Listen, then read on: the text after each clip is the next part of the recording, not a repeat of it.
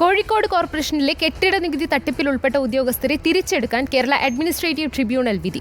കുറ്റക്കാരെ തിരിച്ചെടുക്കാൻ ഇടയാക്കിയ സെക്രട്ടറിയെ സ്ഥാനത്ത് നിന്ന് നീക്കണമെന്നാവശ്യപ്പെട്ട് പ്രതിപക്ഷം രംഗത്തെത്തി. തട്ടിപ്പുകാരെ സംരക്ഷിക്കുന്ന കോർപ്പറേഷൻ മേയർ രാജിവെക്കണമെന്നും പ്രതിപക്ഷം ആവശ്യപ്പെട്ടു.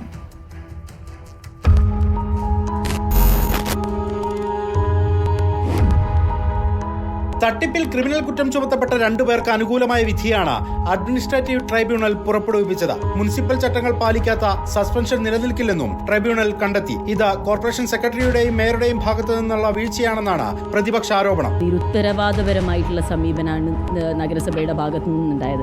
ഈ 2 വർഷത്തിൽ ഇന്നേ വരെ ഇവർക്കെതിരെ ഒരു ചാർജ് ഷീറ്റോ ഇവർക്കെതിരെ ഒരു നടപടി പോലും സ്വീകരിച്ചിട്ടില്ല. അപ്പോൾ ഇന്നിപ്പോൾ ഈ വിധി വന്നത് എല്ലാവിധ ആനുകൂല്യങ്ങളോടുകൂടി ഈ ഓർഡർ ഫെസിലിറ്റേറ്റ് ചെയ്തതിൻ്റെ 2 ആഴ്ചയുടെ ഉള്ളിൽ ഇവരെ പ്ലേസ് ചെയ്യണമെന്ന്. അതിന് കാരണമായിട്ട് പറഞ്ഞത് യാതൊരു മുനിസിപ്പാലിറ്റി ചട്ടങ്ങളും പാലിക്കാതെയാണ് ഇവർക്കെതിരെ ശിക്ഷാ നടപടി സ്വീകരിച്ചിട്ടുള്ളത് എന്നാണ്. ജീവനക്കാരും മേയറും ചേർന്നുള്ള ഒത്തുകളിയാണ് നടന്നത്. മേയർ രാജിവെക്കണമെന്നും പ്രതിപക്ഷം. ഇവിടെ ജനപക്ഷത്തല്ല ഈ ഭരണസമിതി. അവർ ആരുടെ പക്ഷത്താണ് സെക്രട്ടറിയും ഈ ഭരണസമിതിയും നിൽക്കുന്നതെന്നുള്ളത് ഇതിൽ വ്യക്തമാണ്.